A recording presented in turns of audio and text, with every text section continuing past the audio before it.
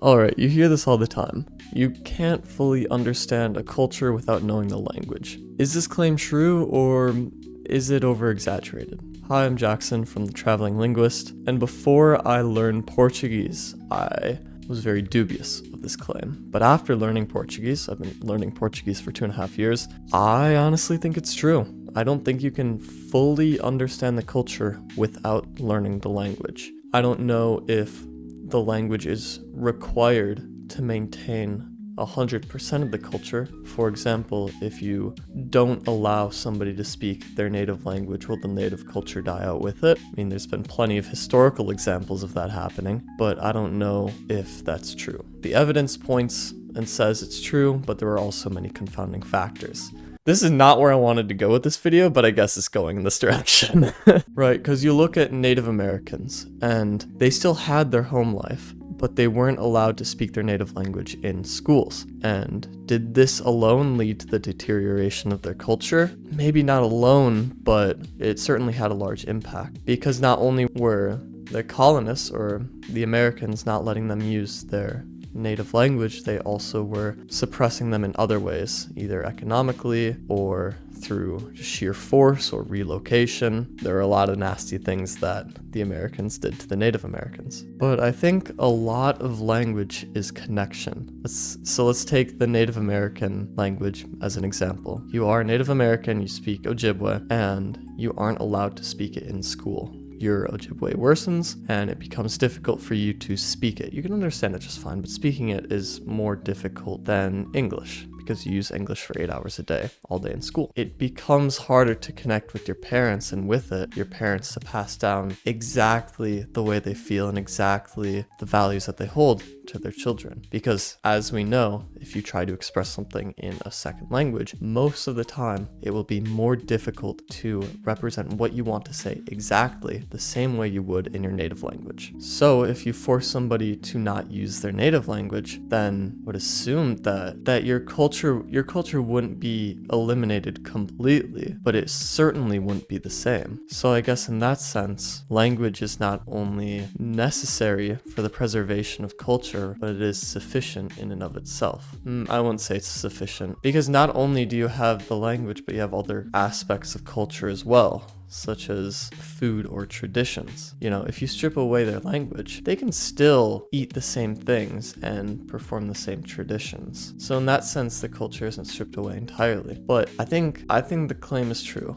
I think that you can't fully understand the culture without the language. And when you understand other cultures more fully, you look at the world a little bit differently. I look at the world differently now that I speak Portuguese than I did before. Like, I feel like, what's a good analogy here? I feel like a different personality has just been unlocked. It's almost like you have different personalities, but you need different languages to speak them. Because you have your personality in English, and you keep like some of your same core personality if you speak another language, but it's slightly different. You act slightly different when you speak another language. It'll be really interesting to see if this holds true for multiple languages or just one language, or just knowing another language. If you speak more than one language, or if you speak more than 2 languages, you should comment if how you present yourself changes based on which language you're speaking, because I know it does for me for 2 languages. I don't know if it would for 3, so let me know. And I don't know exactly why this is the case, but I feel like a lot of it has to do with just the way a language is structured, because in my case, when you speak Portuguese, you don't say things the same way that you would say them in English. You can, but it wouldn't sound right.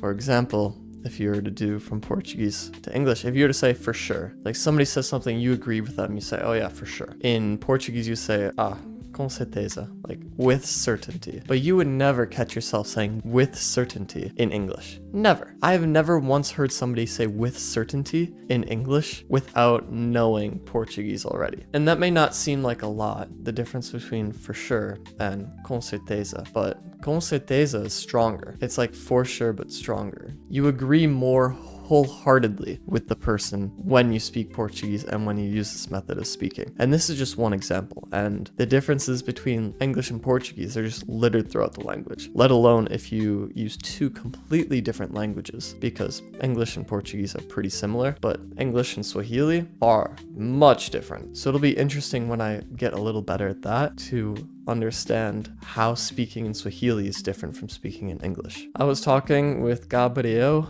my friend from Rio, and we do this thing where we speak for 30 minutes in English and then 30 minutes in Portuguese. And when I spoke English, I spoke English normally, but after speaking English, I switched to Portuguese, and he just was like, whoa, you sound completely different now that you're speaking Portuguese. And this ties back to what I said about having multiple personalities with multiple languages. So it's just kind of weird because you act differently in another language, let alone without the culture. Simply only using the language, you act differently. And I don't know why. And it's interesting because with using a different language, you want to communicate, you can communicate the same thing, but how you go about doing it is different. And the way you go about it communicates something different than the end goal itself. So you can speak with somebody and get to a point in the conversation, get to the point that you want to make in a conversation, and that's all well and good. But something that you don't realize is that everything before that, the explaining of the process, the backstory,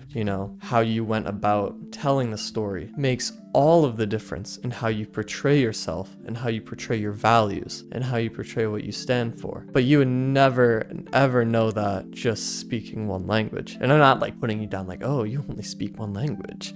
No, I don't. You can speak however many languages you want. I don't care. But before I knew Portuguese, I never even thought about it. I never even thought about the word choice and the phrasing, how these things impact the main message just as much as the actual message itself. Because in English you can say something truly, truly offensive, but you can also butter it up and make it sound not quite as bad. Maybe this person has a point, even though the core message is the same. It's like that, except it's not within the language, it's within a completely different rule set.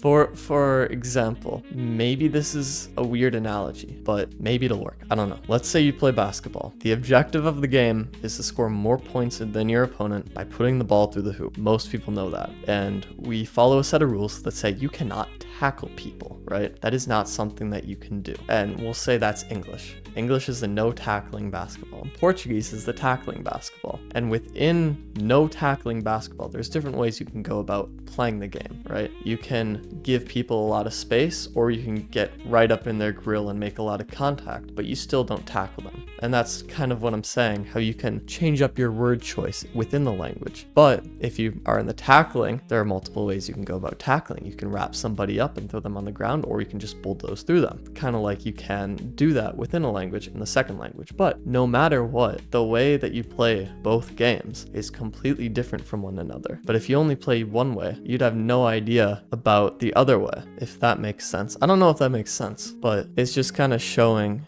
how the rules of communication are completely different. So no matter how hard you try, some things will be lost in translation. And that's why it's so important in culture, is because when you lose your language, you lose some things that make your culture as pure as it is. And that's why when you speak a second language, it's going to be more difficult to convey the culture that you come from than if you were with native speakers. And you can even see this in your own language, because I come from rural Wisconsin, and now that I'm in Madison, which is not rural Wisconsin, I don't have to act, but I do act very differently because the set of norms is different. If I wanted to communicate the same way I did back home in Madison, I wouldn't get the same message across. Some things would be lost in translation. I would come off as apathetic. However, if I use this line of communication in Madison at home, some things would get lost in translation. Me being respectful would turn into me being stuck up. And it's the same sort of deal when it comes to different languages. That was a good ass analogy. I like that analogy. That makes a lot of sense. So even just in English, the language and culture are inherently tied together. You cannot separate them because things will be lost in translation. Yeah, I guess that's all I have to say. So thank you guys for watching. Have a great day. Good luck learning your language. Comment what you thought of my ramble and what I'm missing or a new perspective that you can offer. Have a great day. Ciao.